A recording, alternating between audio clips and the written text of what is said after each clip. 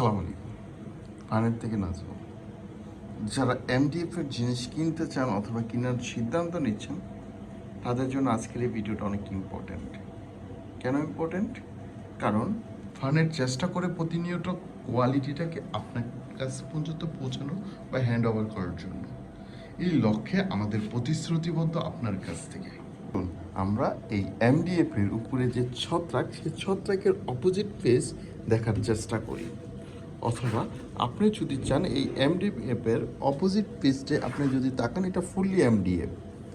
তো দিন শেষে এটার কালারটা আপনি নিজ স্বচক্ষে দেখতে পাচ্ছেন।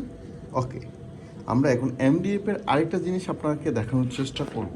আমার টোল সেট, এই টোল সেটের ভিতরে আমি এমডিএফ এর ওয়েস্টেজ বোর্ডগুলো ইউজ করেছিলাম।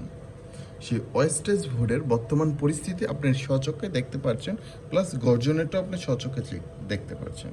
এটা হলো গর্জনের পেস্টিং করা বোর্ড, আর এটা হলো আমাদের এমডিএফ। এমডিএফে যে সাদা ছত্রাকগুলো দেখতে পাচ্ছেন, যেটা দেখতে বিশ্রী লাগে এবং আর্দ্রতা পেলে এইগুলো টেকসই হারিয়ে যায়। তো চলুন আমরা দেখি এই ফাঙ্গাসগুলো কিভাবে দূর করা যায়। আমি চেষ্টা করছি এই ফাঙ্গাসগুলোকে দূর করার জন্য। ফার্স্ট অফ অল একটা ন্যাকড়া দিয়ে মুছছি এগুলোকে রিমুভ করব।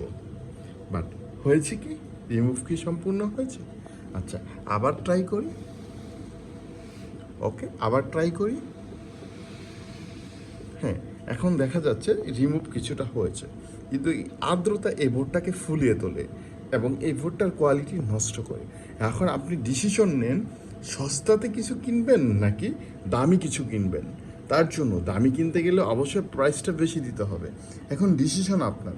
অনলাইনে একটা জিনিস কিনলে সেই জিনিসটা আসলে ভালো কতটুকু, সেই জিনিসটা বোঝার জন্য অবশ্যই ফেস থেকে কেনার চেষ্টা করবেন। আশা করি ভালো কোয়ালিটির ম্যাটেরিয়ালস দিয়ে ফার্নিচার মেক করে নিতে পারবেন।